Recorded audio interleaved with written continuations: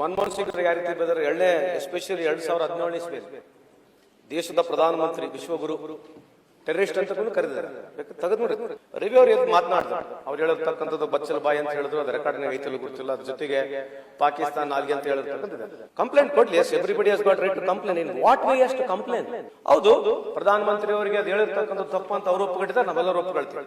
ಅಂದ್ರೆ ಅವ್ರು ಹೇಳಿದ ತಕ್ಷಣ ಅವ್ರು ಪಾಕಿಸ್ತಾನಿ ನಾಲ್ಗೆ ಅಂತಕ್ಕಂಥದ್ದು ಸರಿ ಅಂತಕ್ಕಂಥದ್ದು ಇವತ್ತು ವಾದ. ನೀವೇನು ಕಂಪ್ಲೇಂಟ್ ಕೊಟ್ಟಿದ್ರೆ ಸರಿ ಇದೆ. ಕಂಪ್ಲೇಂಟ್ ಕೊಟ್ಟಿರ್ತಕ್ಕಂಥ ರೀತಿ ಏನು? ಯಾರೇ ಹೇಳಿದ ತಕ್ಷಣ ಒಂದು ಪಾಕಿಸ್ತಾನ, ಒಂದು ಮುಸಲ್ಮಾನ, ಒಂದು ಬಾಂಗ್ಲಾದೇಶ ವಿಷಯ ನೀವ್ ಯಾಕೆ ಮಾತನಾಡ್ತೀರಿ? ಏನ್ ರೀಸನ್ ಅಂತ ಕೇಳಿದ್ರೆ ಅಲ್ಲಿಂದ ಒಳಗಡೆ ಬಿಡೋರು ಯಾರು? ಅದು ನಾವು ಮಾಡ್ಕೊಂಡಿದೀವಿ. ಹೇಳಿ ಅಧ್ಯಕ್ಷರೇ, ಸುಮಾರು ಬೆಳಿಗ್ಗೆ 11 ಗಂಟೆಯಿಂದ ನಾವು ಇದನ್ನೇ ಕೇಳ್ತಾ ಇದೀವಿ. ಬಹಳಷ್ಟು ಸದಸ್ಯರು ಎಲ್ಲರೂ ಮಾತನಾಡಿದ್ದಾರೆ.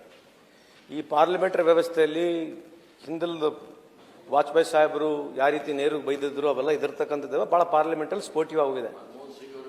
ಮನಮೋಹನ್ ಸಿಂಗ್ ಯಾವ ರೀತಿ ಬೆದರ್ ಎರಡನೇ ಎಸ್ಪೆಷಲಿ 2017 ಇಸ್ವಿಯಲ್ಲಿ ದೇಶದ ಪ್ರಧಾನಮಂತ್ರಿ ವಿಶ್ವಗುರು ಟೆರರಿಸ್ಟ್ ಅಂತ ಕರೆದಿದ್ದಾರೆ.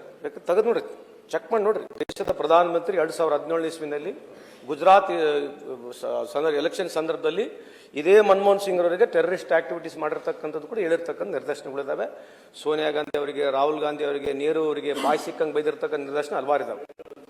ಏನ್ ಬೇಕಿದ್ದು ಹೇಳಿರ್ತಕ್ಕಂಥ ಭಾಳ ಇದಾವೆ. ಇದ್ರ ಬಗ್ಗೆ ಚರ್ಚೆ ಬೇಡ. Let stop here only.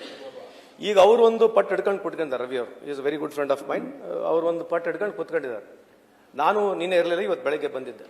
Already ಪೀಠ ತೀರ್ಮಾನಕ್ಕೆ ಬಂದಿತ್ತು. ಪೀಠದವರು ಅಧ್ಯಕ್ಷರು ಎಲ್ಲರನ್ನ ಸಮಜಾಯಿಸಿದ್ರು.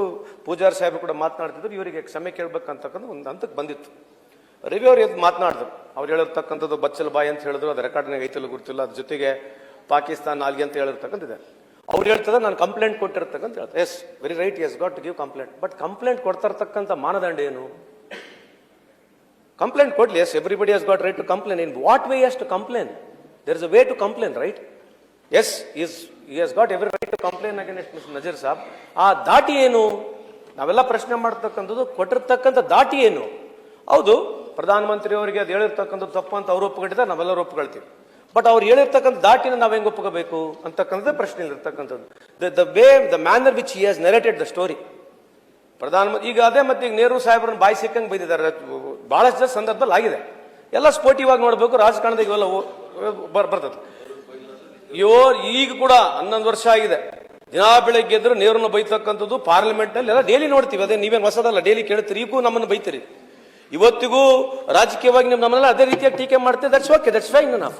ಬಟ್ ಎಲ್ಲಿವರೆಗೆ ಇವತ್ತು ಸದನದಲ್ಲಿ ಆ ರೀತಿ ಮಾತನಾಡಿದ್ದಾರೆ. ಆ ಮಾತನಾಡಿರ್ತಕ್ಕಂಥ ದಾಟಿನ ನಾವು ಚರ್ಚೆ ಮಾಡ್ತಿದ್ದೇವೆ ವಿನಾ ಹೊರತು ಸರಿಯೋ ತಪ್ಪ ಅಂತಕ್ಕಂಥ ಅವ್ರು ಹೇಳ್ಬೇಕು, ತಾವು ಕೂಡ ಹೇಳ್ಬೇಕು. ಅಂದ್ರೆ ಅವ್ರು ಹೇಳಿದ ತಕ್ಷಣ ಅವ್ರು ಪಾಕಿಸ್ತಾನಿ ನಾಲ್ಗೆ ಅಂತಕ್ಕಂಥದ್ದು ಸರಿ ಅಂತಕ್ಕಂಥದ್ದು ಇವತ್ತು ವಾದ. ನೀವೇನು ಕಂಪ್ಲೇಂಟ್ ಕೊಟ್ಟಿದ್ರೆ ಸರಿ ಇದೆ. ಕಂಪ್ಲೇಂಟ್ ಕೊಟ್ಟಿರ್ತಕ್ಕಂಥ ರೀತಿ ಏನು? You would have told. ಅವರು ಸದಸ್ಯರು ಹೇಳಿರ್ತಕ್ಕಂಥ ಸರಿಯಲ್ಲ, ಪ್ರಧಾನಮಂತ್ರಿಗೆ ಅದು ಹೇಳಿದ್ದಾರೆ, ಕ್ಷಮೆ ಕೇಳ್ಬೇಕಂತಕ್ಕಂಥ ಸರಿ ಇದೆ. ಇದನ್ನೆಲ್ಲ ಸುತ್ತಿ ಬಳಸಿ ಬಚ್ಚಲ ಬಾಯಿ, ಬಚ್ಚಲ ನಾಲ್ಗಿ ಅದೆಲ್ಲ ಹೇಳಿ ಇದು ಪಾಕಿಸ್ತಾನ ನಾಲ್ಗಿ, ಇದು ಈ ತರ ನಾಲ್ಗಿ ಸರಿ ಅಂತಕ್ಕಂಥದ್ದು ತಾವು ಕೂಡ ಎಲ್ಲರೂ ಮಾತನಾಡಿದಾರಲ್ಲ. ಇದು ಸರಿ ಇದೆಯಾ? How to complaint anybody? If you got a fair to complaint, you can complaint. But ಈ ರೀತಿ ಹೇಳಿ ಕಂಪ್ಲೇಂಟ್ ಮಾಡಿ ಸಮರ್ಥನೆ ಮಾಡತಕ್ಕಂಥದ್ದು ನನ್ನ ಅಭಿಪ್ರಾಯದಲ್ಲಿ ಸರಿಯಲ್ಲ. ರವಿ ಅವರು ನಮ್ಮ ಸ್ನೇಹಿತರಾಗಿದ್ದಾರೆ.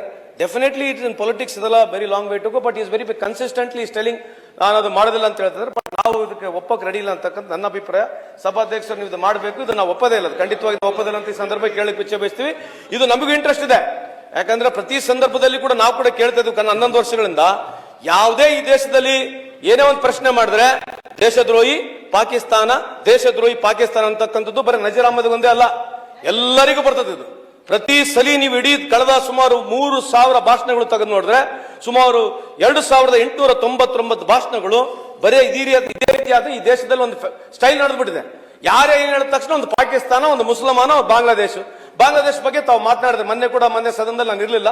ಅಲ್ಲಿ ಕೆಳ ಸದನದಲ್ಲಿ ಕೂಡ, ಇಲ್ಲಿ ಕೂಡ ಇದೆ ಸದನದಲ್ಲಿ. ಬಾಂಗ್ಲಾದೇಶ ವಿಷಯ ನೀವ್ ಯಾಕೆ ಮಾತನಾಡ್ತೀರಿ? ಏನ್ ರೀಸನ್ ಅಂತ ಕೇಳಿದ್ರೆ ಅಲ್ಲಿಂದ ಒಳಗಡೆ ಬಿಡೋರು ಯಾರು? ಅದು ನಾವ? ಅಲ್ಲಿಂದ ಬರೋರು ಕೂಡ ಬಾಂಗ್ಲಾದೇಶ ಬಿಡೋರು ಕೂಡ ನಾವೇನಾ? ಅದೇ ಚರ್ಚೆ ಆಗ್ಬೇಕಲ್ಲ. ಯಾಕೆ ನೀವು ಮಾಡ್ಬಿಡೋ ಚರ್ಚೆ? ಈಗ ಅಲ್ಲ, ಯಾಕೆ ಹೇಳ್ತೀರಿ?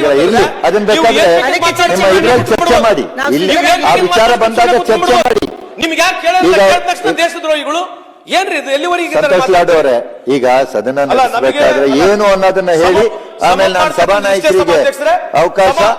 Thank you. ಸಮಾಪ್ ಮಾಡ್ತಕ್ಕಂಥ ಇಷ್ಟೇ. ಅವರು ಏನ್ ಕಂಪ್ಲೇಂಟ್ ಹೇಳಿದ್ದಾರೆ ಅದು ಎಚ್ ಕೆ ಪಾಟೀಲ್ ಸಾಹೇಬ್ ಹೇಳಿರ್ತಕ್ಕಂಥ ರೀಸನ್ ಅಲ್ಲಿ ಒಂದು ಪ್ರೋಆಕ್ಟಿವ್ ಆಗಿ ತರ ಮಾತನಾಡಿರ್ತಕ್ಕಂಥ ಕಂಪ್ಲೇಂಟ್ ಇದೆ. ಅದು ಪ್ರೋಗೇಟಿವ್ ಅಂತ ಮಾಡಿರ್ತಕ್ಕಂಥ ಮಾತನ್ನ ಕರೆಕ್ಟ್ ಆಗಿದೆ. ಆ ಹೇಳಿರ್ತಕ್ಕಂಥ ದಾಟಿ ಸರಿ ಇಲ್ಲ ಅಂತಕ್ಕಂಥ ನಮ್ಮ ವಾದ ಇದೆ.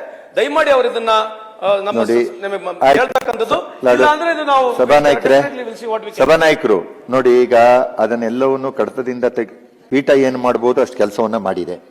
ಇದರಿಂದ ಮೀರಿ ಪೀಠ ಮಾಡ್ಲಿಕ್ಕೆ ಏನು ಆಗಲ್ಲ. ಯಾಕೆಂದ್ರೆ ನನ್ನ ಅಧಿಕಾರ ಒಳಗಡೆ ಇದನ್ನ ಮೀರಿ ನಮ್ಗೇನು ಮಾಡ್ಲಿಕ್ಕಿಲ್ಲ. ಹಾಗಾಗಿ ಅದನ್ನೆಲ್ಲವನ್ನು ಸಂಪೂರ್ಣವಾಗಿ ಕಡತದಿಂದ ತೆಗೆಸಾಕುವಂತ ಕೆಲಸವನ್ನ ಪೀಠ ಮಾಡಬಹುದು. ಹಾಗಾಗಿ ಆ ಕೆಲಸ ಮಾಡಿದೆ. ಅದನ್ನ ಮೀರಿ ಸಭಾನಾಯಕರೇ ಕೊನೆಯದಾಗಿ ನೀವು ಇಲ್ಲ ಕಾನೂನು ಮಂತ್ರಿಗಳೇ ಮಾತಾಡಿ. ಫೈನಲ್ ಆಗಿ ಸಭಾನಾಯಕರು ಹೇಳ್ತಾರೆ ಅಧ್ಯಕ್ಷರೇ.